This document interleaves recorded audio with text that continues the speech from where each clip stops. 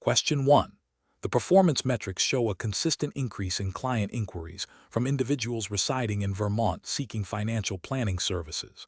As a financial advisor, you are aware that Vermont does not require a specific state permit or exam for individuals offering financial advice. Considering this unique regulatory environment in Vermont, what is the most prudent course of action to ensure you are acting ethically and in compliance with all applicable standards when engaging with these new clients? Option A. Begin offering services immediately without discussing the regulatory environment or your qualifications, allowing the client to infer your professional standing. Option B. Rely solely on your existing professional network and personal reputation to establish credibility, without independently verifying any specific regulatory requirements or ethical guidelines for Vermont. Option C. Thoroughly research and understand the specific regulatory landscape for financial advice in Vermont, including any applicable federal regulations and general ethical obligations, and clearly communicate your qualifications and the scope of services to the client. Option D. Proceed with providing financial advice based on your general industry experience, assuming the absence of a state permit means no specific qualifications or ethical considerations are mandated beyond common sense. The correct answer is C. Thoroughly research and understand the specific regulatory landscape for financial advice in Vermont, including any applicable federal regulations and general ethical obligations, and clearly communicate your qualifications and the scope of services to the client. Explanation. Scenario analysis. This scenario is professionally challenging because it involves a client seeking financial advice in Vermont, a state with a unique regulatory environment where no specific permit or exam is mandated for financial advisors. This lack of formal state-level licensing can create ambiguity regarding the required qualifications and ethical standards. The advisor must navigate this landscape while ensuring they act in the client's best interest and adhere to any applicable federal regulations or general ethical principles governing financial advice. The challenge lies in determining the appropriate level of due diligence and professional conduct in the absence of specific state-mandated credentials. Correct approach analysis. The best professional approach involves the advisor thoroughly researching and understanding the specific regulatory landscape for financial advice in Vermont, even in the absence of a state permit or exam. This includes identifying any relevant federal regulations, such as those from the SEC or FINRA, if applicable to the advisor's business model, and understanding general ethical obligations that apply to all financial professionals, such as the duty of care and the duty of loyalty. The advisor should then clearly communicate their qualifications, any relevant certifications, e.g., CFP, CFA, and the scope of services they can provide, ensuring the client fully understands the advisor's background and the regulatory context. This approach prioritizes transparency, client understanding, and adherence to overarching ethical and federal standards, thereby protecting the client and the advisor. Incorrect approaches analysis. One incorrect approach would be to assume that the absence of a Vermont permit or exam means no specific qualifications or ethical considerations are necessary. This is a failure to exercise due diligence and could lead to providing advice without adequate knowledge or understanding of the client's needs, potentially violating federal regulations or general ethical duties. Another incorrect approach would be to rely solely on informal industry reputation or personal experience without verifying any applicable regulatory requirements or ethical guidelines. This overlooks the professional responsibility to operate within a defined framework of conduct and competence, regardless of state-specific licensing. A further incorrect approach would be to proceed with providing advice without any discussion of the regulatory environment or the advisor's qualifications, leaving the client to make assumptions. This lack of transparency is ethically problematic and fails to establish a clear understanding of the advisor-client relationship and the standards governing it. Professional reasoning. Professionals in this situation should adopt a framework that emphasizes proactive research, clear communication, and adherence to the highest ethical standards. This involves 1. Identifying all applicable regulatory frameworks, federal and any state-specific nuances. 2. Honestly assessing one's own qualifications and limitations. 3. Transparently communicating these to the client. 4. Acting in the client's best interest at all times, guided by principles of fiduciary duty and competence. The absence of a specific state license does not absolve an advisor of these fundamental professional responsibilities. Question 2. System analysis indicates a client in Vermont wishes to sell unregistered securities. Vermont's regulatory framework does not require a specific permit or exam for such transactions. What is the most professionally responsible course of action for an advisor? Option A. Advise the client on the potential risks and implications of selling unregistered securities, even in the absence of specific Vermont permit or exam requirements, and ensure the client makes an informed decision. Option B. Immediately advise the client to seek legal counsel without providing any initial advisory assessment of the risks. Option C. Proceed with facilitating the sale of unregistered securities without further discussion, as Vermont law does not prohibit it. Option D. Refuse to engage with the client on this matter due to the lack of specific regulatory oversight. The correct answer is A. Advise the client on the potential risks and implications of selling unregistered securities, even in the absence of specific Vermont permit or exam requirements, and ensure the client makes an informed decision. Explanation. Scenario analysis.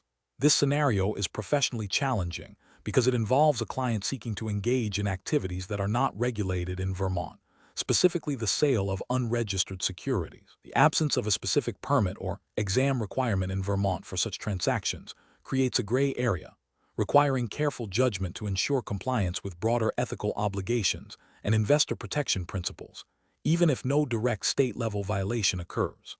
The challenge lies in balancing the client's desire to proceed with the advisor's duty to act in the client's best interest and to avoid facilitating potentially harmful or misleading transactions. Correct approach analysis. The best professional practice involves advising the client that, while Vermont does not have specific registration requirements or licensing exams for this particular type of transaction, the sale of unregistered securities can still carry significant risks and potential liabilities. This approach entails educating the client about the potential implications, such as the lack of regulatory oversight, the absence of investor protections typically afforded by registered securities, and the possibility of future regulatory scrutiny or legal challenges, even if not directly under Vermont's current framework. This is correct because it upholds the advisor's fiduciary duty to inform the client of all material risks and to ensure the client makes an informed decision, even in the absence of explicit state prohibitions. It prioritizes client welfare and ethical conduct over simply facilitating a transaction, because it is not explicitly forbidden. Incorrect approach is analysis. Advising the client to proceed without any further discussion or caution, simply because Vermont has no specific permit or exam, is professionally unacceptable. This approach ignores the inherent risks associated with unregistered securities and fails to fulfill the advisor's duty of care and disclosure. It could lead to significant financial harm for the client and expose the advisor to ethical breaches and potential liability for facilitating a transaction that, while not directly violating Vermont's specific securities regulations, is inherently risky and potentially non-compliant with federal securities laws. Another incorrect approach would be to refuse to advise the client altogether without providing any explanation or alternative. This demonstrates a lack of professional responsibility and fails to assist the client in navigating a complex situation, even if the advisor feels uncomfortable with the transaction. Finally, suggesting the client seek legal counsel without first providing a thorough explanation of the risks and implications from an advisory perspective is also an incomplete approach. While legal counsel may be necessary, the advisor has a professional obligation to provide their own informed assessment of the situation based on their expertise. Professional reasoning. Professionals should adopt a framework that prioritizes informed consent and risk mitigation. This involves 1. Understanding the client's objectives and the nature of the proposed transaction. 2. Researching the relevant regulatory landscape, including both state-specific rules and federal securities laws. 3. Clearly communicating all identified risks and potential consequences to the client, even if the transaction is not explicitly prohibited by the governing jurisdiction. 4. Documenting all advice and client decisions. 5. Recommending further consultation with legal or other appropriate professionals when the situation warrants it, but only after providing a comprehensive advisory assessment. Question 3. Which approach would be most prudent for an individual intending to offer financial advisory services in Vermont, given that Vermont has no specific permit or exam requirement for such activities. Option A. Assume that since no permit or exam is generally discussed for financial advisory roles, none are required in Vermont. Option B. Rely on licensing and examination requirements from a neighboring state, assuming similar regulations apply in Vermont. Option C. Proceed with offering financial advisory services based on general industry knowledge without specific verification of Vermont's regulations. Option D. Research Vermont's specific regulatory requirements for financial advisory services to confirm the absence of a permit or exam and proceed accordingly if confirmed. Correct answer is D. Research Vermont's specific regulatory requirements for financial advisory services to confirm the absence of a permit or exam and proceed accordingly if confirmed. Explanation. Scenario analysis. This scenario presents a professional challenge because it involves an individual operating in Vermont, a state with specific regulations regarding the licensing and examination of individuals performing certain financial advisory activities. The core challenge lies in accurately identifying the regulatory requirements to ensure compliance and protect both the individual and potential clients. Misinterpreting or ignoring these requirements can lead to significant legal and ethical repercussions, including operating without proper authorization, which is a serious breach of professional conduct. Careful judgment is required to navigate the specific nuances of Vermont's regulatory landscape. Correct approach analysis. The best professional practice involves proactively researching and understanding the specific licensing and examination requirements for financial advisory activities in Vermont. This means consulting official Vermont state regulatory bodies, such as the Vermont Department of Financial Regulation, or relevant professional organizations that provide guidance on state-specific compliance. The correct approach would be to determine if a permit or exam is indeed required for the intended activities. If the research confirms that no permit or exam exists for the specific role or services being offered in Vermont, then proceeding without one, based on this confirmed understanding, is compliant. This approach prioritizes due diligence and adherence to the known regulatory framework of the jurisdiction. Incorrect approach is analysis. Proceeding with financial advisory activities in Vermont without first verifying the state's specific licensing and examination requirements is professionally unacceptable. This could involve assuming that because no permit or exam is mentioned in a general context, none exists for Vermont. This assumption is a failure to adhere to the principle of jurisdictional specificity in regulation. Another incorrect approach would be to rely on information from other states or general industry practices without confirming Vermont's unique requirements. This demonstrates a lack of diligence and a disregard for the specific legal obligations within Vermont. Finally, proceeding based on hearsay or informal advice without independent verification from official sources constitutes a significant ethical and regulatory failure, as it bypasses the established channels for ensuring compliance. Professional reasoning.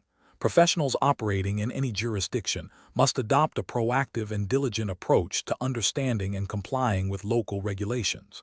The decision-making process should begin with identifying the specific jurisdiction of operation, Vermont, in this case. Next, the professional must identify the nature of the activities to be undertaken. The crucial step is to then research the specific regulatory requirements of that jurisdiction for those activities. This research should involve consulting official government websites, regulatory bodies, and if necessary, seeking advice from legal counsel specializing in financial regulation within that state. If official sources confirm that no permit or exam is required, then proceeding is justifiable. However, if there is any ambiguity or if the research indicates requirements, the professional must fulfill them before commencing operations. This systematic approach ensures compliance, protects clients, and upholds professional integrity. Question 4. Investigation of an investment advisor operating in Vermont reveals that their marketing materials and initial client consultations consistently refer to their Vermont-approved advisory license, and the fact that they have successfully passed the Vermont Financial Advisor Examination. Given that Vermont does not issue specific permits or require a state-specific examination for this type of advisory role, how should the advisor ethically and professionally present their qualifications and services to clients in Vermont? Option A. Continue to use the existing marketing materials and verbal descriptions, assuming clients will understand the absence of specific Vermont licensing requirements. Option B. State that they hold a Vermont-approved advisory license and have successfully passed the Vermont Financial Advisor Examination to align with common industry practices elsewhere. Option C. Clearly communicate their expertise, experience, and the nature of their advisory services without referencing any non-existent Vermont-specific licenses or examinations, focusing instead on their actual credentials and the value they provide. Option D. Imply that their advisory services are state-sanctioned or officially recognized by Vermont authorities to convey a sense of legitimacy. The correct answer is C. Clearly communicate their expertise, experience, and the nature of their advisory services without referencing any non-existent Vermont-specific licenses or examinations, focusing instead on their actual credentials and the value they provide. Explanation. Scenario analysis. This scenario is professionally challenging because it involves a potential misrepresentation of services offered to clients in Vermont, where specific licensing or examination requirements for certain advisory roles do not exist.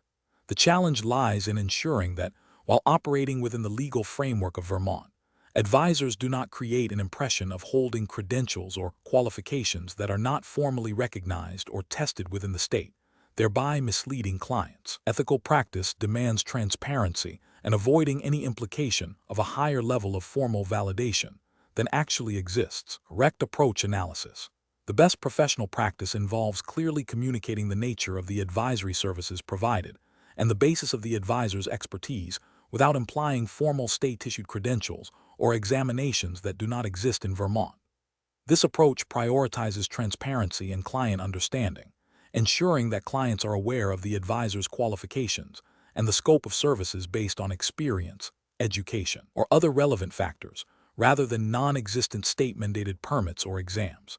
This aligns with the ethical duty to be truthful and avoid misleading clients. Incorrect approaches analysis. One incorrect approach involves implying that the advisor holds a Vermont Certified Financial Advisor designation or has passed a Vermont Financial Advisory Examination. Since Vermont does not have such specific permits or examinations, this would be a direct misrepresentation, misleading clients into believing they are receiving services from someone who has met a state-specific, formal validation standard that does not exist. This violates the ethical principle of honesty and could lead to regulatory scrutiny if interpreted as deceptive practice. Another incorrect approach is to use vague language that suggests a formal, state-sanctioned qualification without explicitly stating it, such as referring to state-approved advisory practices or licensed advisory services, in a way that could be misconstrued by a Vermont resident as referring to a specific state permit or exam. While not a direct falsehood, this ambiguity can still mislead clients and fails to uphold the ethical standard of clear and unambiguous communication. A third incorrect approach is to adopt a passive stance and assume clients will understand the absence of specific Vermont licensing, continuing to use marketing materials or verbal descriptions that might be standard in other jurisdictions with formal licensing. This fails to acknowledge the specific regulatory environment of Vermont and the ethical responsibility to ensure communications are accurate and not misleading within that context. Professional reasoning. Professionals operating in Vermont, or any jurisdiction, should adopt a proactive approach to client communication regarding their qualifications and the services they offer. The decision-making process should involve 1. Understanding the specific regulatory landscape of the jurisdiction, in this case, Vermont's lack of specific permits/exams for this role. 2. Prioritizing transparency and honesty in all client interactions and marketing materials. 3. Avoiding any language that could be interpreted as implying formal state-level credentials or examinations that do not exist. 4. Focusing on communicating actual qualifications, experience, and the value proposition of the services offered. 5. Regularly reviewing communications to ensure they remain accurate and ethical within the prevailing regulatory framework. Question 5. A financial advisor operating in Vermont is considering offering a new type of investment advisory service that is not explicitly covered by any specific state permit or examination requirement. What is the most professionally responsible course of action for the advisor to take to ensure ethical conduct and client protection? Option A. Proceed with offering the service, assuming that the absence of specific regulation implies no particular professional standards are required. Option B. Apply the licensing and examination standards from a similar, but not identical, regulated financial service in Vermont without further analysis. Option C. Research and adopt relevant industry, best practices, and ethical guidelines from recognized professional organizations to govern the new service. Option D. Solely rely on informal discussions with other Vermont-based professionals in similar roles to determine the appropriate operational procedures. The correct answer is C. Research and adopt relevant industry, best practices, and ethical guidelines from recognized professional organizations to govern the new service. Explanation. Scenario analysis. This scenario presents a professional challenge because it involves navigating a regulatory environment where specific licensing or examination requirements are absent for a particular activity. The challenge lies in determining the appropriate ethical and professional standards to apply when the law is silent or minimal. Professionals must exercise sound judgment to ensure client protection and maintain professional integrity, even without explicit legal mandates. Correct approach analysis.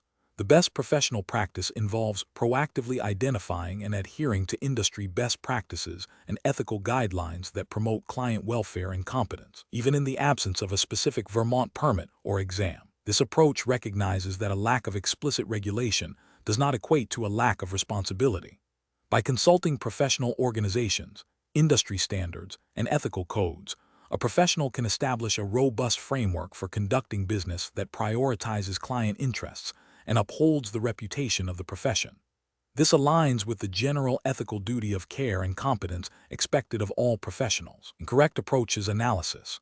One incorrect approach involves assuming that the absence of a permit or exam means the activity is unregulated and therefore requires no specific professional standards or due diligence. This is a failure to uphold the ethical duty of care and can lead to inadequate client protection and potential harm. It disregards the underlying principles of professional responsibility that exist independently of specific licensing requirements. Another incorrect approach is to adopt the minimum standards of a related but distinct regulated activity without proper consideration of the specific nuances of the current situation. While drawing parallels can be helpful, blindly applying standards from a different context may not adequately address the unique risks or client needs involved, potentially leading to a substandard level of service or ethical compromise. A further incorrect approach is to rely solely on informal advice or anecdotal evidence from peers without verifying its accuracy or ethical soundness. This can perpetuate misinformation and lead to practices that are not in the best interest of clients or the profession, failing to establish a reliable and defensible standard of conduct. Professional reasoning. Professionals facing such situations should employ a decision-making framework that begins with identifying the core ethical principles applicable to their profession, e.g., honesty, integrity, competence, client welfare. They should then research relevant industry best practices, guidelines from professional bodies, and any applicable general consumer protection laws. If ambiguity remains, seeking advice from professional associations or legal counsel specializing in the relevant field is advisable. The ultimate goal is to establish and consistently apply a standard of conduct that is demonstrably in the best interest of the client and upholds professional integrity. Question 6.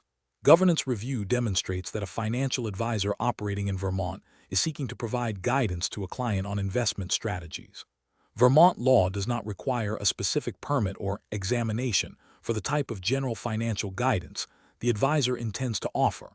However, the advisor is concerned about the ethical implications and the potential for misinterpretation by the client regarding their role. What is the most professionally responsible course of action for the advisor? Option A. Clearly define the scope of services. Explicitly state that they are not acting as a licensed financial advisor in a regulated capacity, and disclose any potential conflicts of interest, ensuring the client understands the nature of the guidance provided. Option B. Assume that the lack of a specific permit or examination in Vermont means there are no ethical or legal considerations, and provide advice freely without any reservations. Option C. Decline to offer any assistance, citing the absence of a specific permit or examination requirement in Vermont, and advise the client to seek guidance elsewhere. Option D. Proceed with providing detailed investment recommendations and portfolio management as if operating under a formal licensing structure, without any specific disclosures about Vermont's unique regulatory environment. The correct answer is A. Clearly define the scope of services, explicitly state that they are not acting as a licensed financial advisor in a regulated capacity, and disclose any potential conflicts of interest, ensuring the client understands the nature of the guidance provided. Explanation. Scenario analysis. This scenario is professionally challenging because it involves a potential conflict between a client's expressed wishes and the regulatory environment of Vermont concerning financial advice. The advisor must navigate the absence of formal licensing or examination requirements for certain advisory roles in Vermont, while still upholding ethical obligations and ensuring the client receives appropriate guidance. The core challenge lies in determining the scope of permissible advice and the necessary disclosures without a defined regulatory pathway. Correct approach analysis. The best professional practice involves clearly defining the scope of services offered and the limitations of the advisor's role, particularly in light of Vermont's regulatory landscape. This approach requires the advisor to proactively communicate to the client that they are not acting as a licensed financial advisor in a regulated capacity, but rather as a consultant providing general information and guidance based on their knowledge and experience. This includes disclosing any potential conflicts of interest and ensuring the client understands that the advice provided does not constitute formal financial planning or investment recommendations that would typically require specific licensing. This aligns with ethical principles of transparency and honesty, ensuring the client is fully informed about the nature of the relationship and the advisor's qualifications, or lack thereof in a formal, regulated sense. Incorrect approaches analysis. One incorrect approach involves proceeding with providing detailed investment recommendations and portfolio management services as if licensed, without any explicit disclosure of Vermont's unique regulatory environment. This is professionally unacceptable because it misrepresents the advisor's standing and potentially exposes the client to advice that may not be subject to the usual oversight and safeguards expected of regulated financial professionals.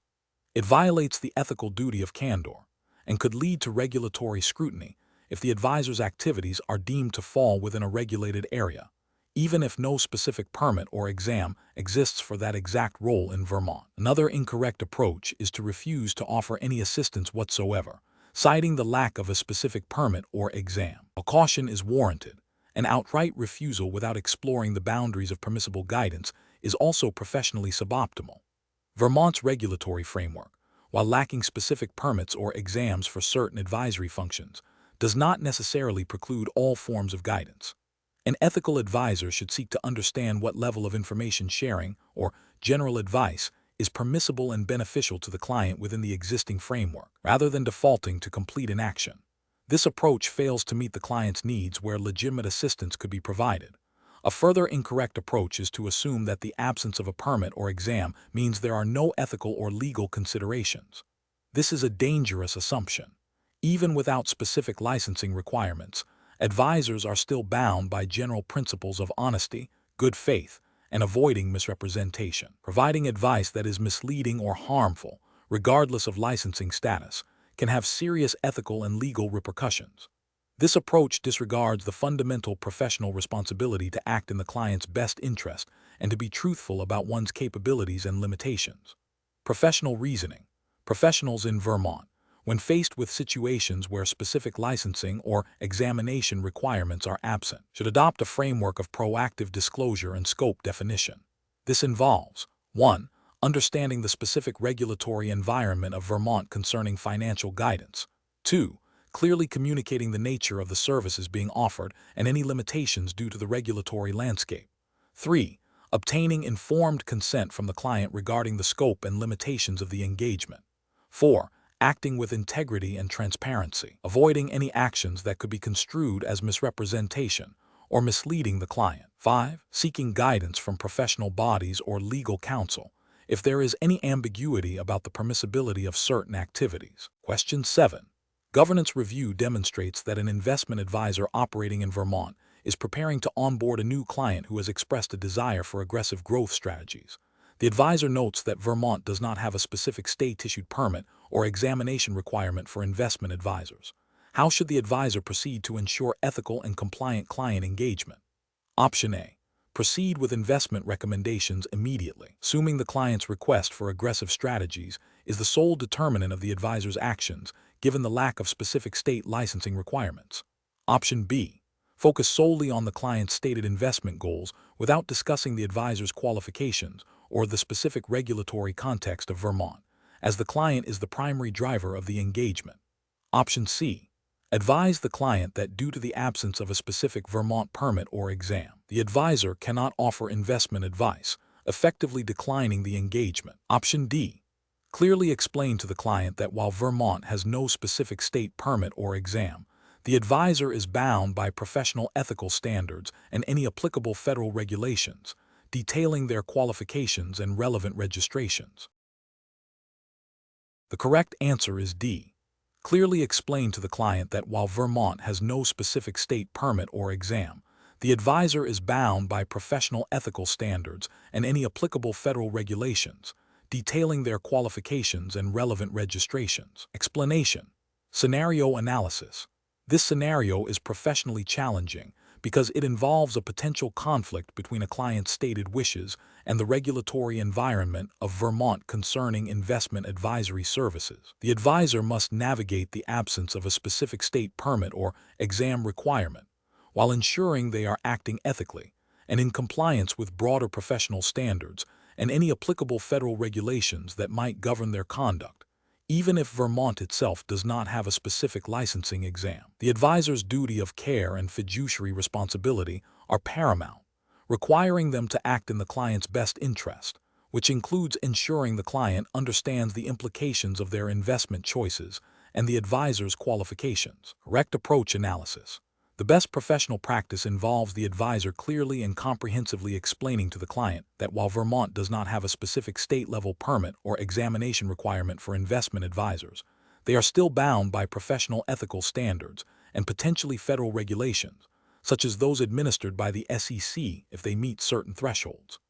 This approach ensures transparency and informed consent. The advisor should detail their qualifications, experience, and any relevant registrations, e.g., FINRA Series licenses if applicable or SEC registration, and explain how these demonstrate their competence to provide advice. This aligns with the ethical obligation to act with integrity and competence, ensuring the client is fully aware of the advisor's standing and the basis for their advice, even in a jurisdiction with minimal specific state licensing hurdles.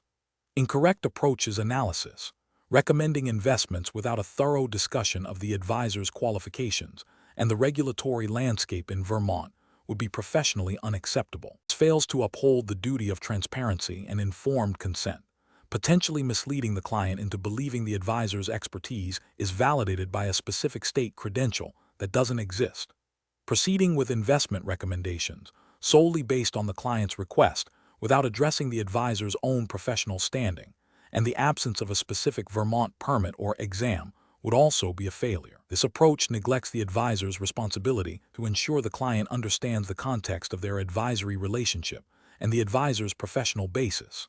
Finally, assuming that the absence of a specific Vermont permit or exam means no professional standards apply is a critical ethical and potentially legal misstep. It ignores the overarching fiduciary duties and professional conduct expected of all investment advisors, regardless of specific state licensing requirements. Professional reasoning. Professionals should adopt a framework of proactive transparency and ethical diligence. When operating in a jurisdiction with minimal specific licensing, it is crucial to overcommunicate regarding qualifications, relevant registrations, and the professional standards that *do* apply. This involves educating the client about the advisor's background and the regulatory environment, ensuring they can make an informed decision about engaging the advisor's services. The advisor's primary responsibility is to act in the client's best interest, which includes fostering trust through clear and honest communication about their professional standing and the framework within which they operate. Question 8. Governance review demonstrates that a client in Vermont wishes to engage in a specific financial advisory activity. While Vermont law does not currently require a specific permit or a formal licensing examination for this precise activity, the nature of the advice could potentially touch upon areas that are subject to broader financial conduct principles. What is the most professionally responsible course of action for the financial advisor? Option A. Advise the client to proceed immediately with the activity, as no specific permit or exam is required in Vermont for this exact role. Option B. Refuse to engage with the client on this matter due to the lack of clear regulatory guidance. Option C. Advise the client to proceed, but downplay any potential risks associated with the activity. Option D. Conduct a thorough risk assessment, advise the client on potential implications and gray areas, and collaboratively determine the best path forward. The correct answer is D. Conduct a thorough risk assessment, advise the client on potential implications and gray areas, and collaboratively determine the best path forward. Explanation. Scenario analysis. This scenario is professionally challenging because it involves a client seeking to engage in an activity that, while not explicitly prohibited by a specific licensing exam or permit in Vermont for this particular role, could still carry significant ethical and reputational risks if not handled with due diligence. The absence of a formal permit or exam does not equate to a lack of regulatory oversight or ethical responsibility. Professionals must exercise sound judgment to protect both the client and themselves from potential future liabilities or regulatory scrutiny, even in areas with less defined formal requirements. Correct approach analysis. The best professional approach involves conducting a thorough risk assessment and advising the client on potential implications, even in the absence of a specific Vermont permit or exam. This entails understanding the nature of the client's proposed activity, identifying any potential gray areas or activities that might fall under broader regulatory principles, even if not explicitly licensed, and clearly communicating these risks and considerations to the client. This proactive stance ensures the client is fully informed and allows for a collaborative decision-making process that prioritizes ethical conduct and minimizes potential future issues. This aligns with the general ethical duty of care and the principle of acting in the client's best interest by providing comprehensive advice. Incorrect approaches analysis. Recommending the client proceed without any further consideration simply because no specific permit or exam exists in Vermont for the exact activity is professionally negligent. This approach ignores the broader ethical obligations and the potential for unforeseen regulatory interpretations or future changes in legislation. It fails to adequately assess risk and could expose the client to significant problems down the line. Another incorrect approach would be to refuse to engage with the client at all due to the perceived ambiguity. While caution is warranted, a complete refusal without attempting to understand the situation and provide guidance is not in the client's best interest and may not be ethically justifiable if the activity itself is not inherently illegal or harmful. Finally, advising the client to proceed while downplaying any potential risks, even if not explicitly regulated by a permit or exam, is also an unacceptable approach. This misrepresents the professional's understanding of potential liabilities and fails to uphold the duty to provide honest and complete advice. Professional reasoning. Professionals should adopt a framework that prioritizes understanding the client's objectives, assessing all potential risks, regulatory, ethical, and reputational, and providing clear, comprehensive advice. When formal regulations are sparse, the reliance on professional judgment, ethical principles, and a thorough understanding of the spirit of relevant laws becomes paramount. This involves open communication with the client, documenting all advice given, and ensuring the client makes informed decisions based on a complete picture of potential outcomes. Question 9. Governance review demonstrates that a client in Vermont wishes to establish a new business offering a service for which they believe a specific state permit or examination is required. The client has approached you for guidance on obtaining this credential. Based on your understanding of Vermont's regulatory environment for this type of business, what is the most appropriate course of action? Option A. Inform the client that Vermont does not have a specific permit or examination requirement for the proposed business activity. Option B. Recommend that the client investigate obtaining permits from federal agencies or neighboring states, as these might be applicable. Option C.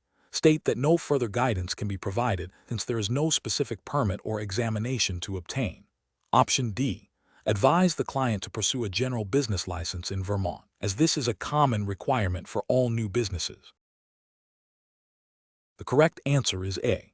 Inform the client that Vermont does not have a specific permit or examination requirement for the proposed business activity. Explanation. Scenario analysis. This scenario is professionally challenging because it involves a client seeking to engage in a regulated activity without understanding or adhering to the necessary licensing requirements in Vermont. The advisor must navigate the client's desire to proceed while upholding their ethical and regulatory obligations to ensure compliance with Vermont law, which, in this specific instance, has no formal permit or examination process for the activity itself. The challenge lies in accurately identifying the absence of a specific permit/exam requirement, while still ensuring the client understands any other potential legal or ethical considerations that might apply to their proposed business operations. Correct approach analysis. The best professional practice is to directly inform the client that Vermont does not require a specific permit or examination for the proposed activity. This approach involves clearly communicating the regulatory landscape as it exists in Vermont for this particular business endeavor. The justification for this approach is rooted in transparency and adherence to the known regulatory framework. By accurately stating the absence of a permit or exam, the advisor fulfills their duty to provide correct information and avoids misleading the client into unnecessary actions or concerns. It also allows for a focus on other relevant aspects of establishing a business in Vermont, such as general business registration or consumer protection laws, if applicable. Incorrect approaches analysis. One incorrect approach is to advise the client to seek a general business license without first confirming if such a license is mandated for their specific activity in Vermont. This is problematic because it could lead the client to incur unnecessary costs and administrative burdens if a general business license is not required for their particular type of operation.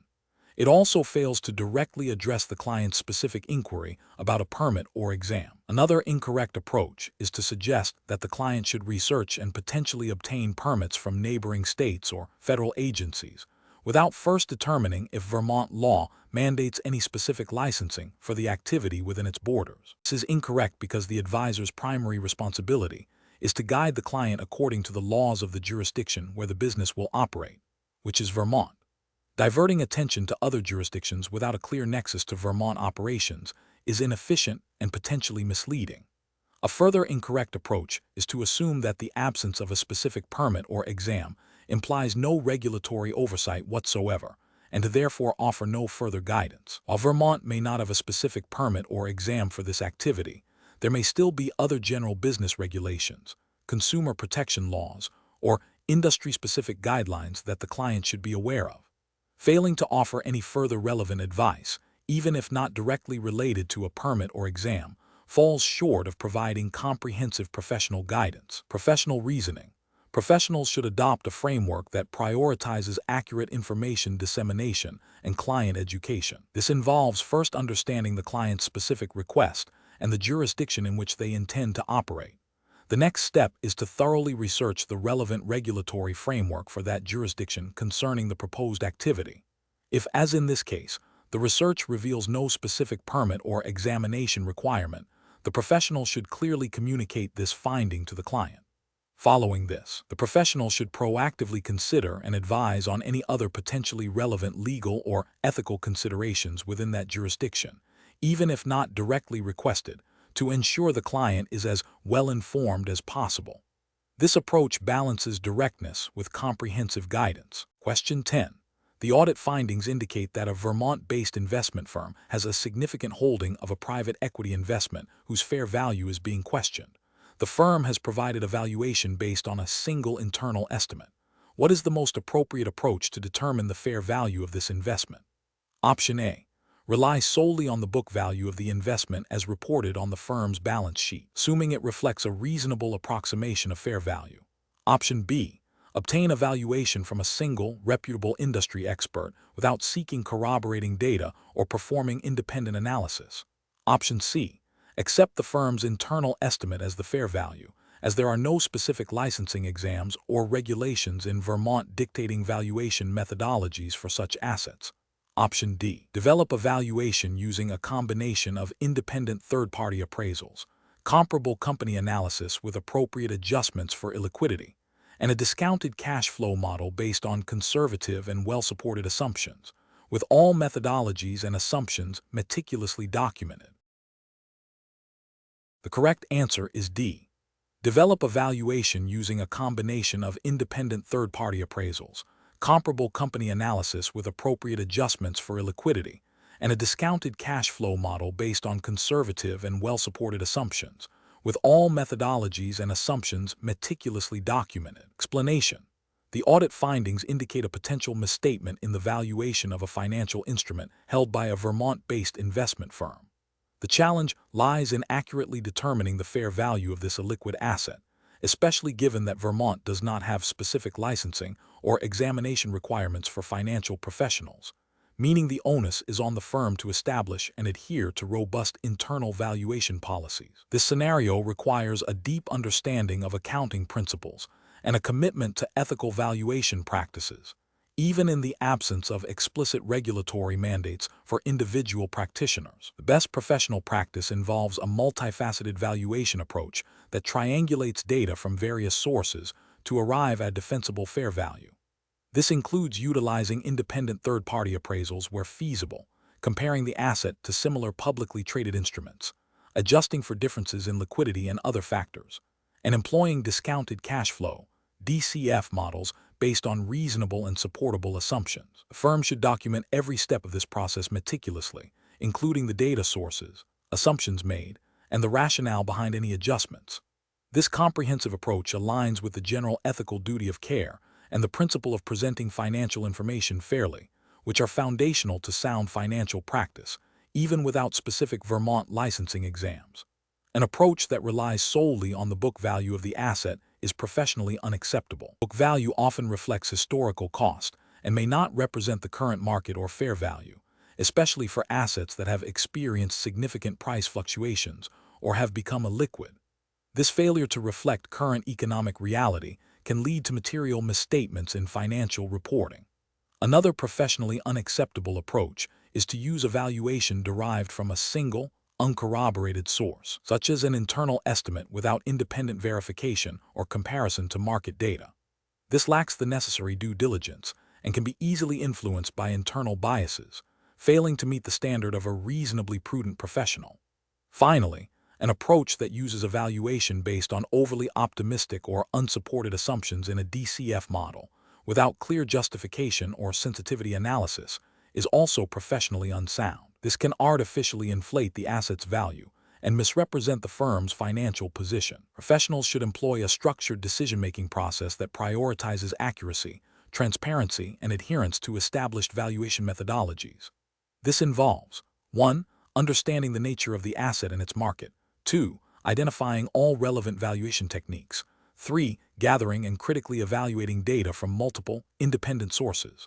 4. Applying chosen methodologies with well-documented and supportable assumptions. 5. Performing sensitivity analysis to understand the impact of assumption changes. And 6. Documenting the entire process for audit and review. Question 11. Compliance review shows that a financial advisor operating in Vermont is providing a new type of investment advisory service for which no specific permit or examination requirement is mandated by Vermont state law. What is the most appropriate course of action for the advisor to ensure professional and ethical conduct? Option A. Proactively research and implement established industry best practices and ethical guidelines relevant to this type of investment advisory service, documenting adherence. Option B. Directly copy the licensing and examination requirements from a neighboring state with stricter regulations for this service, without further Vermont-specific consideration. Option C. Rely solely on informal advice from colleagues in Vermont about how they conduct similar services to guide practice. Option D. Proceed with the service, assuming that the absence of specific Vermont regulations implies no particular standard of care is required. The correct answer is A. Proactively research and implement established industry best practices and ethical guidelines relevant to this type of investment advisory service, documenting adherence. Explanation. Scenario analysis. This scenario presents a professional challenge because it involves navigating a regulatory environment where specific licensing or examination requirements are absent for certain activities. The challenge lies in determining the appropriate standard of conduct and due diligence when formal regulatory oversight is minimal. Professionals must rely on ethical principles and industry best practices to ensure client protection and maintain professional integrity, even in the absence of explicit Vermont statutes mandating a permit or exam for this particular service. Correct approach analysis. The best professional practice involves proactively seeking and adhering to established industry best practices and ethical guidelines relevant to the service being offered in Vermont. This approach is correct because, in the absence of specific Vermont regulations, industry standards and ethical codes provide a framework for responsible conduct. Adhering to these ensures a high level of competence, client care, and minimizes potential harm, thereby upholding professional responsibility and implicitly satisfying the spirit of regulatory intent, which is always to protect the public. Incorrect approaches analysis. One incorrect approach is to assume that the absence of a specific permit or exam in Vermont means the activity is unregulated and requires no particular expertise or ethical consideration. This is a failure because it disregards the fundamental ethical obligation of professionals to act with competence and in the best interest of their clients, regardless of the explicit regulatory landscape. It can lead to inadequate service, client harm, and reputational damage. Another incorrect approach is to simply replicate the practices of another state or jurisdiction that has more stringent requirements, without considering the specific context or potential nuances of operating in Vermont. While well-intentioned, this can be inefficient or misaligned with local expectations, and may not be the most effective way to ensure quality service within Vermont's unique environment. It fails to demonstrate a tailored, informed approach to the Vermont market. A further incorrect approach is to rely solely on informal advice or anecdotal evidence from peers regarding how to conduct the service in Vermont. This lacks a structured basis for decision-making and can perpetuate potentially inadequate or unethical practices. It fails to establish a defensible standard of care and leaves the professional vulnerable to criticism if issues arise. Professional reasoning. Professionals facing such situations should adopt a framework that prioritizes client welfare and ethical conduct. This involves 1. Identifying the core service being provided and its potential impact on clients. 2. Researching any existing, albeit general, Vermont laws or consumer protection principles that might apply. 3. Actively seeking out and understanding recognized industry best practices, professional association guidelines, and ethical codes relevant to the service. 4. Implementing these best practices diligently, documenting the process, and continuously evaluating for effectiveness and client satisfaction. This proactive, principle-based approach ensures a high standard of professionalism even when specific regulatory mandates are absent. Question 12. The monitoring system demonstrates that a financial advisor operating in Vermont is considering how to describe their professional standing to potential clients. Vermont has no specific permit or examination requirement for financial advisors. The advisor has significant practical experience in financial planning and has been actively advising clients in the state for several years. Which of the following approaches best reflects professional best practice in this situation? Option A. Claim to hold a Vermont financial advisor license. Option B. State that they are fully licensed and certified to provide financial advice in Vermont. Option C. Assert that they have met all Vermont's regulatory requirements for financial advisors. Option D. State that they have extensive experience in financial planning and have been providing advisory services in Vermont for 5 years. The correct answer is D. State that they have extensive experience in financial planning and have been providing advisory services in Vermont for 5 years. Explanation. Scenario analysis. This scenario presents a professional challenge because it involves a potential misrepresentation of qualifications in a state, Vermont, where specific licensing or examination requirements for a particular role are absent. The challenge lies in discerning the ethical and professional obligation to be truthful and transparent about one's background and capabilities, even when no explicit regulatory barrier prevents a claim. The absence of a formal permit or exam in Vermont does not negate the fundamental ethical duty to avoid misleading others about one's expertise or credentials. Careful judgment is required to ensure that any representation made is accurate, and does not create a false impression of competence or authorization. Correct approach analysis. The best professional practice involves accurately representing one's qualifications and experience without implying any formal licensure or certification that does not exist in Vermont. This approach acknowledges the specific regulatory landscape of Vermont, where no permit or exam is required, while still upholding the ethical principle of honesty. By stating, "I have extensive experience in financial planning and have been providing advisory services in Vermont for 5 years," the individual is truthfully conveying their practical background and the duration of their work within the state, without falsely suggesting they hold a specific, non-existent permit or have passed a particular exam. This aligns with the general ethical obligation of professionals to be truthful in their dealings and avoid misrepresentation, even in the absence of explicit regulatory prohibition. Incorrect approaches analysis. Claiming to hold a Vermont financial advisor license is an incorrect approach because no such license exists in Vermont. This constitutes a direct misrepresentation and is ethically unacceptable, as it creates a false impression of official authorization. Stating, "I am fully licensed and certified to provide financial advice in Vermont," is also incorrect. While the individual may be generally competent, the term fully licensed and certified implies a formal state-issued credential that is not available in Vermont, thus being misleading. Asserting, "I have met all Vermont's regulatory requirements for financial advisors," is incorrect because, in Vermont, the absence of a permit or exam means there are no specific regulatory requirements to meet in that manner. This statement implies a compliance with a non-existent regulatory checklist, which is a form of misrepresentation. Professional reasoning. Professionals should adopt a decision-making framework that prioritizes truthfulness and transparency, especially when operating in jurisdictions with unique or minimal regulatory frameworks. The absence of a specific regulation does not create a license to mislead. Professionals should always ask themselves, "Is my statement factually accurate, and does it create a reasonable impression of my capabilities and authorization?"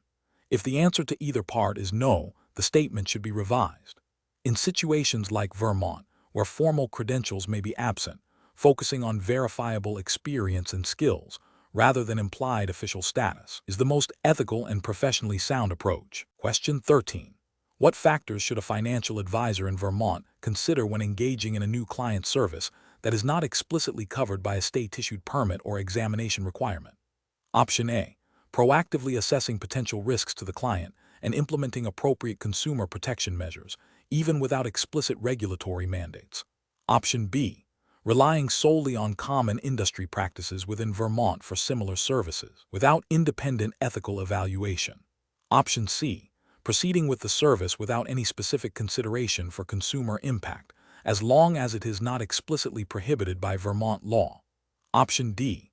Assuming the activity is permissible and carries no professional responsibility due to the absence of specific Vermont permit or exam requirements.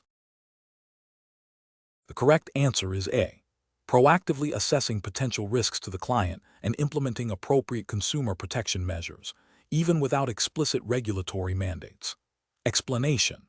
This scenario is professionally challenging because it requires an individual to navigate a regulatory environment in Vermont where specific licensing or examination requirements for a particular activity are absent. The absence of explicit rules does not automatically equate to a lack of responsibility or ethical obligation. Professionals must exercise sound judgment and consider broader ethical principles and potential harm to consumers, even when direct regulatory oversight is minimal. The best professional practice involves proactively identifying potential risks and implementing safeguards, even in the absence of explicit mandates. This approach prioritizes consumer protection and upholds ethical standards by anticipating potential negative outcomes. It demonstrates a commitment to responsible conduct beyond mere compliance with explicit regulations. This is correct because it aligns with the ethical duty of care and the principle of acting in the best interest of the public, which are foundational to professional conduct, regardless of specific licensing requirements. It also reflects a proactive risk management strategy that benefits both the consumer and the professional by preventing potential harm and subsequent liability. An incorrect approach would be to assume that the absence of a permit or exam means the activity is unregulated and therefore carries no professional responsibility. This is a failure to exercise due diligence and a disregard for the potential for harm. It suggests a reactive rather than a proactive stance, which can lead to ethical breaches and potential legal repercussions if harm occurs. Another incorrect approach is to rely solely on industry custom or informal practices without critically evaluating their ethical implications or potential for consumer detriment. While industry norms can be informative, they are not a substitute for ethical reasoning or a commitment to consumer welfare. If an industry custom is not in the best interest of consumers or carries inherent risks, adhering to it without question is professionally unsound. Finally, an incorrect approach would be to proceed with the activity without any consideration for potential consumer impact, assuming that if it's not explicitly forbidden, it's permissible. This demonstrates a lack of professional integrity and a failure to uphold the broader ethical obligations that underpin all professional activities. Professionals should employ a decision-making framework that begins with identifying the activity and its potential impact on consumers. They should then research any existing regulations, even if seemingly minimal. In the absence of specific mandates, they must consult ethical codes of conduct relevant to their profession and consider the potential for harm. If risks are identified, they should implement appropriate safeguards, seek guidance from professional bodies or legal counsel, and prioritize consumer protection in their decision-making process. Question 14. Stakeholder feedback indicates that individuals providing financial advice in Vermont face a unique situation where no specific permit or examination is mandated by the state. Considering this regulatory landscape, which of the following approaches best reflects professional best practice for ensuring competence and ethical conduct when advising clients in Vermont? Option A. Operate under the assumption that the lack of state requirements means no specific qualifications are necessary, relying solely on informal experience. Option B.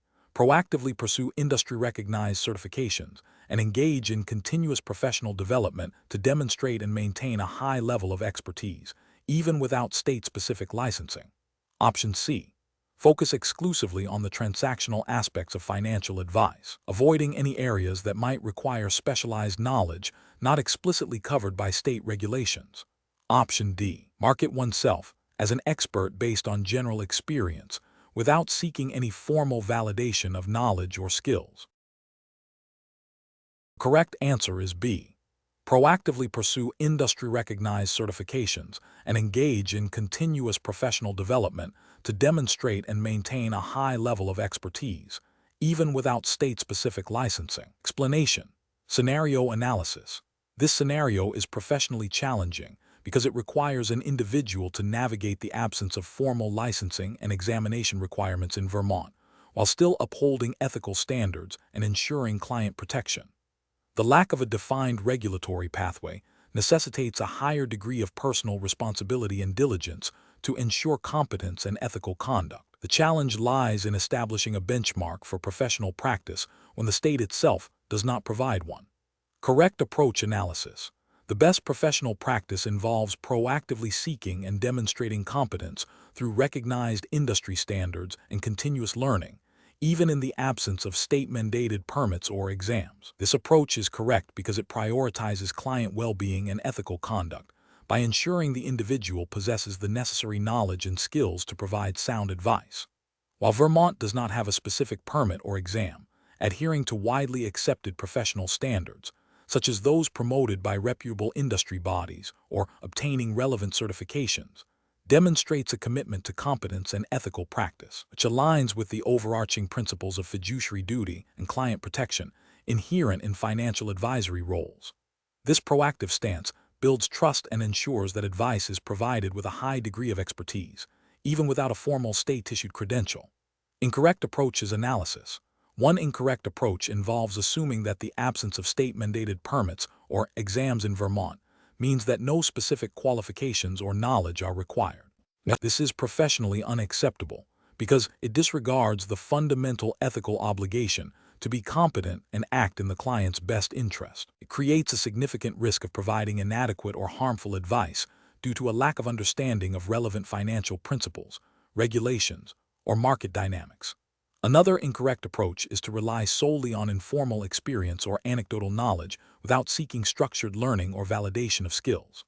While experience is valuable, it may not encompass all necessary areas of expertise or keep pace with evolving financial landscapes. This approach fails to provide a robust assurance of competence and can lead to outdated or incomplete advice, potentially harming clients.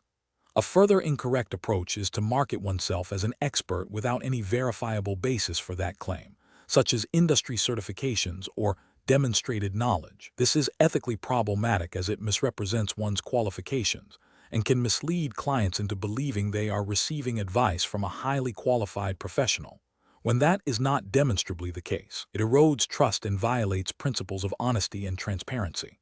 Professional reasoning. Professionals operating in jurisdictions without explicit licensing or examination requirements, such as Vermont, must adopt a self-regulatory mindset. The decision-making process should begin with an acknowledgement of the heightened personal responsibility to ensure competence. This involves identifying the core knowledge and skills required for the specific advisory role, researching and obtaining relevant industry-recognized certifications or designations, engaging in continuous professional development, and maintaining a commitment to ethical conduct as defined by broader professional standards and principles. The absence of a state mandate does not equate to an absence of professional obligation. Question 15. Process analysis reveals that an individual wishes to offer a specialized consulting service in Vermont, a state that does not have specific licensing or examination requirements for this particular profession. What is the most ethically sound and professionally responsible approach to establishing and conducting this service? Option A. Obtain relevant industry certifications, secure professional liability insurance, and clearly communicate the scope of services and any limitations to prospective clients. Option B. Assume that the lack of state licensing negates the need for any professional standards or client protections, and operate with minimal regard for qualifications. Option C. Proceed with offering services based solely on personal experience and informal testimonials from acquaintances, without any formal qualifications or insurance. Option D. Seek out and obtain any available state-issued permits, even if they are not directly related to the specific consulting service, to create an appearance of official sanction. The correct answer is A. Obtain relevant industry certifications, secure professional liability insurance, and clearly communicate the scope of services and any limitations to prospective clients. Explanation. Scenario analysis. This scenario presents a professional challenge because it requires an individual to navigate the absence of formal licensing and examination requirements in Vermont for a specific professional activity, while still upholding ethical standards and ensuring client protection. The lack of a defined regulatory pathway necessitates a heightened reliance on professional judgment, ethical principles, and a commitment to competence. The challenge lies in establishing credibility and ensuring service quality without the traditional markers of state-sanctioned approval. Correct approach analysis. The best professional practice involves proactively demonstrating competence and ethical conduct through verifiable means. This includes obtaining relevant certifications from recognized professional bodies, maintaining professional liability insurance, and clearly communicating the scope of services and limitations to clients. This approach is correct because, in the absence of state-mandated licensing in Vermont, these actions serve as a robust substitute for formal regulation, providing assurance to clients and upholding professional integrity. They align with the ethical imperative to act in the client's best interest and to practice within one's areas of expertise, even when not explicitly mandated by state law. Incorrect approaches analysis. One incorrect approach is to assume that the absence of state licensing means no professional standards apply, and therefore to proceed with services without any formal qualifications or insurance. This is ethically unacceptable, as it disregards the fundamental duty to protect clients from unqualified practitioners and exposes them to potential harm. Another incorrect approach is to rely solely on informal endorsements or word-of-mouth recommendations, without any objective demonstration of competence or ethical safeguards. This fails to provide clients with sufficient assurance and can lead to misunderstandings or dissatisfaction. Finally, misrepresenting one's qualifications or experience to clients, even in the absence of formal licensing, constitutes a serious ethical breach and potentially fraudulent behavior. Professional reasoning. Professionals operating in jurisdictions without specific licensing requirements should adopt a proactive and transparent approach. The decision-making process should prioritize client welfare and professional integrity. This involves 1.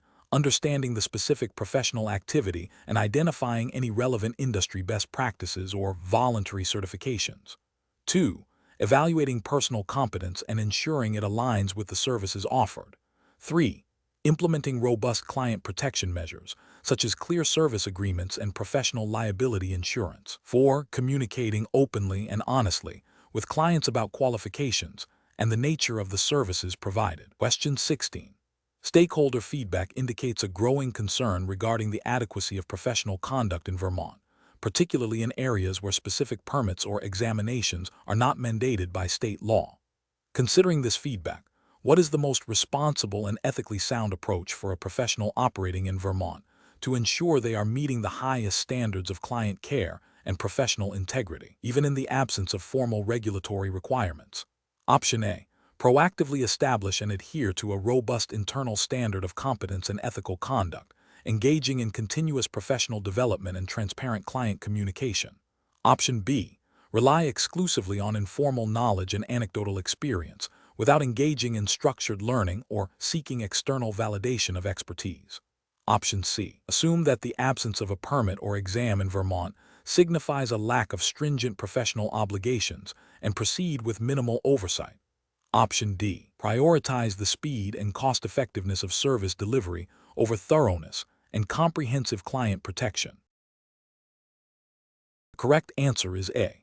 Proactively establish and adhere to a robust internal standard of competence and ethical conduct, engaging in continuous professional development and transparent client communication. Explanation. Scenario analysis. This scenario is professionally challenging because it involves navigating a regulatory environment in Vermont where no specific permit or examination is mandated for a particular professional activity. This lack of explicit regulation creates ambiguity regarding the expected standards of competence and ethical conduct. Professionals must exercise careful judgment to ensure they are meeting implicit expectations of due diligence and client protection, even in the absence of formal requirements.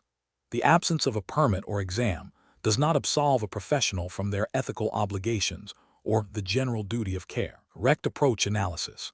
The best professional practice involves proactively establishing and adhering to a robust internal standard of competence and ethical conduct, even without a formal permit or exam requirement in Vermont.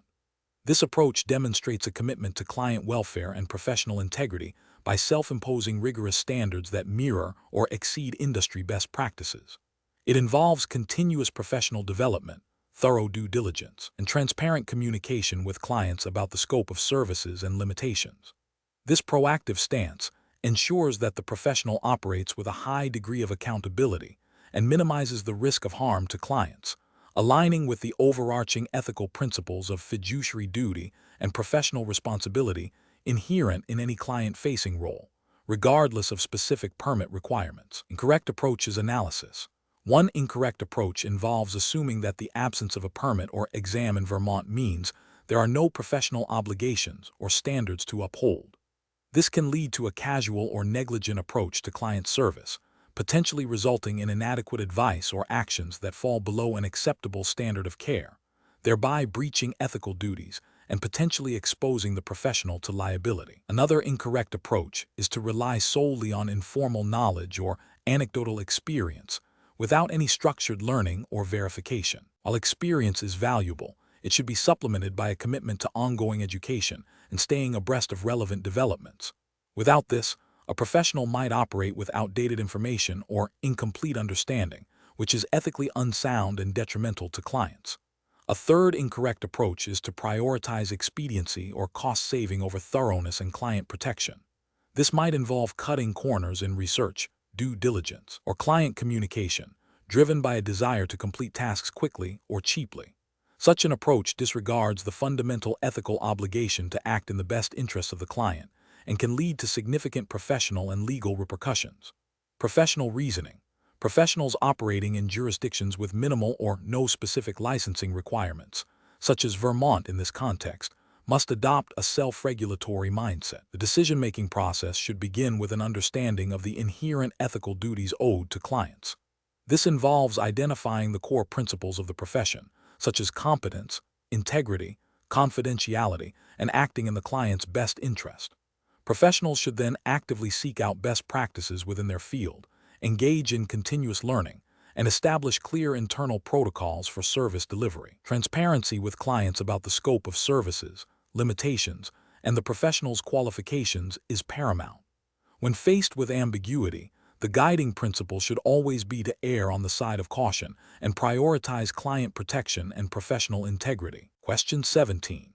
Quality control measures reveal that an individual has been engaging in financial advisory activities in Vermont without obtaining a specific permit or passing a designated examination, given that Vermont does not have such a formal requirement for this particular role. What is the most prudent and ethically sound course of action for this individual to ensure compliance with Vermont's regulatory environment? Option A. Seek advice from an online community of financial professionals regarding Vermont's regulatory landscape for financial advisory services. Option B. Immediately cease all financial advisory activities and proactively contact the Vermont Department of Financial Regulation to seek clarification on any applicable registration or notification requirements. Option C. Continue engaging in financial advisory activities, assuming that the absence of a specific permit or exam in Vermont implies a complete lack of regulatory oversight for such operations. Option D. Discontinue all financial advisory activities without seeking any further guidance or clarification from regulatory authorities. The correct answer is B. Immediately cease all financial advisory activities and proactively contact the Vermont Department of Financial Regulation to seek clarification on any applicable registration or notification requirements. Explanation. Scenario analysis. This scenario presents a professional challenge because it involves an individual operating in Vermont's financial services sector without the required licensing or examination, despite Vermont's specific regulatory framework. The absence of a formal permit or exam in Vermont does not negate the responsibility of individuals to understand and adhere to any applicable registration or notification requirements that might exist for specific activities, or to ensure they are not engaging in activities that would necessitate such. The challenge lies in identifying and rectifying this noncompliance while upholding ethical standards and protecting potential clients. Careful judgment is required to determine the appropriate course of action without causing undue alarm or legal repercussions, while ensuring future compliance. Correct approach analysis. The best professional practice involves immediately ceasing all activities that could be construed as requiring a permit or examination in Vermont, and proactively seeking guidance from the Vermont Department of Financial Regulation. This approach correctly acknowledges the potential for regulatory oversight even in the absence of a formal permit/exam system, and prioritizes compliance and ethical conduct. By stopping the activity and seeking official clarification, the individual demonstrates a commitment to operating within the bounds of Vermont law and best practices, thereby mitigating risk to themselves and potential clients. This proactive engagement with the regulator is the most responsible way to address the situation. Incorrect approach is analysis. One incorrect approach involves continuing the current activities while assuming that the absence of a permit or exam means no regulation applies. This is a significant ethical and potentially legal failure. While Vermont may not have a specific permit or exam for this role, other general business registration, consumer protection laws, or specific prohibitions on unlicensed activity for certain financial services could still be in effect. Operating under the assumption of a regulatory vacuum is a dangerous oversight that could lead to penalties, reputational damage, and harm to consumers. Another incorrect approach is to simply stop the activities without seeking any clarification or guidance. While ceasing the activity is a necessary first step, failing to engage with the Vermont Department of Financial Regulation leaves the situation unresolved and the individual potentially unaware of any ongoing obligations or alternative compliance pathways. This passive approach does not demonstrate a commitment to understanding and adhering to Vermont's regulatory landscape and misses an opportunity to clarify their status and ensure future compliance. A further incorrect approach involves seeking advice from an unqualified source, such as an online forum or a colleague, who may not be fully informed about Vermont's specific financial services regulations. Relying on informal or potentially inaccurate information can lead to continued noncompliance or misguided actions. This bypasses the authoritative source of regulatory information and increases the risk of making critical errors in judgment. Professional reasoning. Professionals facing a situation where they may be operating outside of regulatory requirements, even in a jurisdiction with a seemingly less stringent framework like Vermont's lack of a specific permit or exam, should follow a structured decision-making process. First, they must immediately pause any potentially non-compliant activities. Second, they should identify the relevant regulatory body in the specified jurisdiction, in this case, the Vermont Department of Financial Regulation. Third, they must proactively contact this body to seek clarification on their specific situation and any applicable requirements. Fourth, they should act in accordance with the guidance received from the regulator. This process prioritizes ethical conduct, regulatory compliance, and the protection of all parties involved. Question 18. Stakeholder feedback indicates a growing interest in offering a novel investment advisory service in Vermont.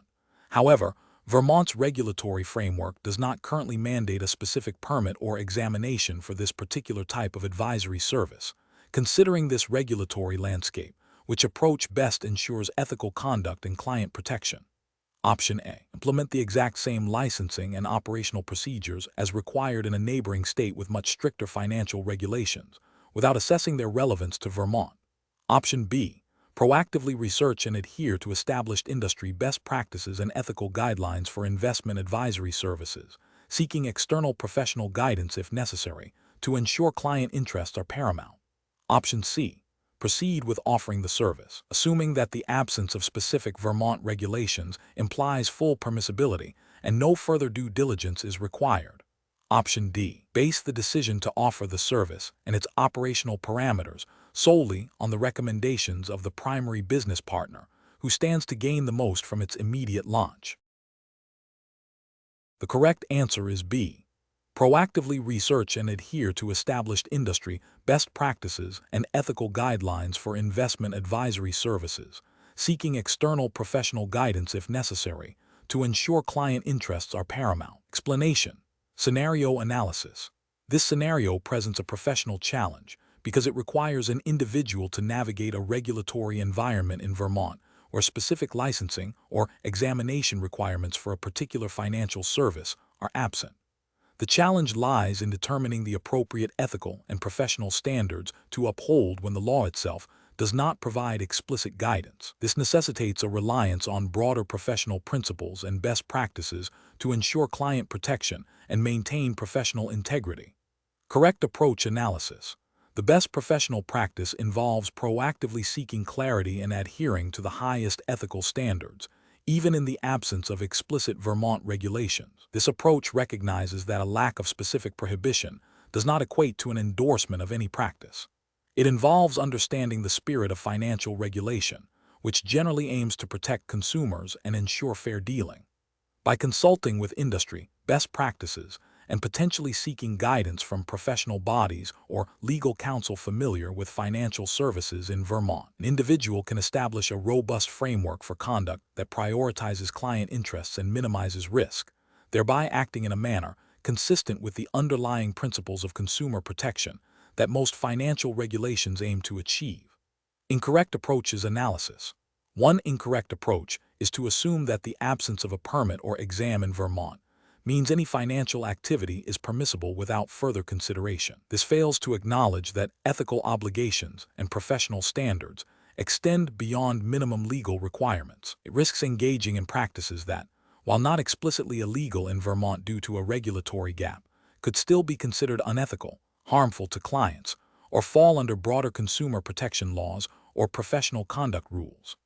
Another incorrect approach is to simply replicate practices from jurisdictions with stringent regulations without assessing their suitability or necessity in Vermont's unique, less regulated environment. While well-intentioned, this can lead to unnecessary complexity, cost, or even misapplication of rules that are designed for different market conditions and consumer protection needs. It bypasses the critical step of understanding the specific context and risks within Vermont. A further incorrect approach is to rely solely on the advice of a single client or business partner regarding the permissibility of an activity. This introduces a significant conflict of interest, as the advice received may be biased towards the interests of the advisor rather than the broader public or regulatory intent. It abdicates professional responsibility to conduct independent due diligence and uphold objective ethical standards. Professional reasoning. Professionals operating in a regulatory vacuum, such as in Vermont where specific permits or exams may not exist for certain financial activities, must adopt a proactive and principle-based decision-making process. This involves 1. Identifying the specific financial activity and the potential risks to consumers. 2. Researching industry best practices and ethical guidelines relevant to that activity, even if not legally mandated in the specific jurisdiction. 3. Consulting with professional organizations or legal experts to understand potential broader legal implications or ethical considerations. 4. Documenting the decision-making process and the rationale for chosen practices. 5. Prioritizing client interests and transparency above all else. This framework ensures that professional conduct remains robust and ethical, safeguarding both clients and the professional's reputation, even when the law is silent. Question 19. The efficiency study reveals that Vermont has no specific permit or examination requirement for financial advisors. Considering this, what is the most ethically sound and professionally responsible approach for a financial services firm to ensure its Vermont-based advisors maintain a high standard of competence and act in their clients' best interests? Option A. Rely solely on the absence of a Vermont-specific permit or exam to justify minimal internal oversight, assuming advisors are adequately prepared through general industry experience. Option B. Implement a comprehensive internal training program and regular competency assessments for all Vermont-based advisors, focusing on relevant financial planning principles and client suitability, irrespective of external permit requirements. Option C. Assume that any existing general financial industry certifications held by advisors are sufficient to meet the needs of Vermont clients, without further internal evaluation. Option D. Delegate all responsibility for maintaining up-to-date knowledge and competency to individual advisors, without any firm-level verification or support. The correct answer is B. Implement a comprehensive internal training program and regular competency assessments for all Vermont-based advisors, focusing on relevant financial planning principles and client suitability, irrespective of external permit requirements. Explanation. The efficiency study reveals a potential conflict between the firm's desire to streamline operations and the ethical obligations owed to clients in Vermont, where no specific permit or exam is mandated for financial advisors. This scenario is professionally challenging because the absence of explicit regulatory hurdles can create a false sense of security, potentially leading advisors to overlook the underlying ethical duties of competence and client best interest. The firm must navigate this landscape by implementing robust internal standards that uphold these principles, even without external mandates. The best professional practice involves proactively establishing and enforcing internal training and competency assessment for all Vermont-based advisors, regardless of the lack of a state-specific permit or exam. This approach directly addresses the ethical duty to ensure advisors possess the necessary knowledge and skills to provide suitable advice. By requiring ongoing professional development and internal evaluations, the firm demonstrates a commitment to client welfare that transcends minimal regulatory requirements. This proactive stance ensures that advisors are not only compliant with the letter of the law, but also with its spirit, prioritizing client outcomes and maintaining the firm's integrity. An approach that relies solely on the absence of a Vermont permit or exam to justify minimal internal oversight is ethically flawed. It fails to acknowledge the fundamental fiduciary duty to act in the client's best interest and to maintain competence. This oversight creates a significant risk of inadequate client service and potential harm, as advisors may not be adequately prepared to handle complex financial situations. Another unacceptable approach is to assume that an advisor's prior experience or general industry certifications are sufficient without any Vermont-specific or firm-mandated competency checks. While experience is valuable, it does not guarantee up-to-date knowledge of Vermont-specific consumer protection laws or the nuances of financial planning relevant to the state's residents. This can lead to advice that is technically correct but not tailored to the client's specific circumstances or regulatory environment. Finally, an approach that delegates all responsibility for competency to the individual advisor without any firm-level accountability is insufficient. While advisors have a personal ethical responsibility, the firm has a supervisory duty to ensure its representatives are competent and acting ethically. This abdication of responsibility can lead to a breakdown in professional standards and expose both the advisor and the firm to significant risk. Professionals should approach situations where regulatory requirements are minimal by focusing on the core ethical principles of their profession. This involves conducting a thorough risk assessment, identifying potential gaps in knowledge or practice, and implementing proactive measures to ensure client protection and service quality. A robust internal compliance and training program, even in the absence of explicit external mandates, is a hallmark of a responsible and ethical financial services firm. Question 20. Stakeholder feedback indicates a need for clearer performance reporting from investment advisors operating in Vermont. An advisor has managed a client's portfolio for 18 months, achieving a total growth of 15% before any fees were deducted. The total fees charged over this period amounted to 2% of the initial investment value. Which method of reporting this performance to the client best adheres to professional best practices and ethical transparency in Vermont? Option A. Report the total return of 13%, 15%, 2%, without annualizing it, as the client can see the total gain. Option B. Report only the capital appreciation component of the 15% growth, excluding any dividend or interest income and fees. Option C. Report the gross return of 15% before any fees, as this represents the investment's raw performance. Option D. Report the net annualized return after deducting all fees, clearly stating the 18-month period. The correct answer is D. Report the net annualized return after deducting all fees, clearly stating the 18-month period. Explanation. Scenario analysis.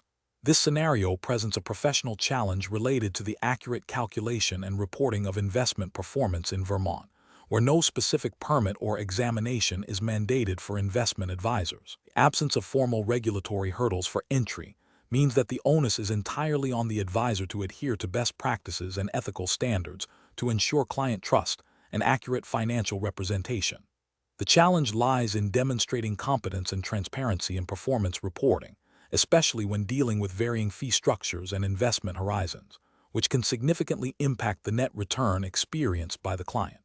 Misrepresenting performance, even unintentionally, can lead to significant client dissatisfaction, loss of business, and potential reputational damage. Correct approach analysis. The best professional practice involves calculating and presenting the net annualized return to the client, accounting for all fees and expenses, and clearly stating the time period over which this return was achieved.